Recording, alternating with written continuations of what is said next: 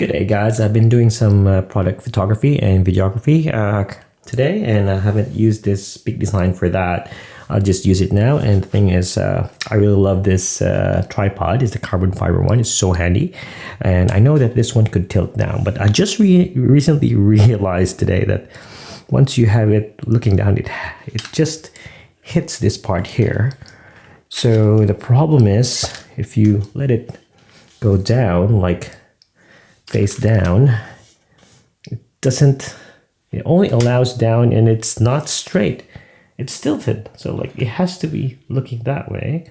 I don't know, I'll try to fix this one out, but yeah, it's annoying. Like you face it down, it doesn't just face down that way. And I'm using an arc bottom for my camera, so I can't change this part here.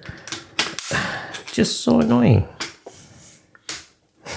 Look at that. It should be like that. It's doing that way. It's pointing the other way. So annoying.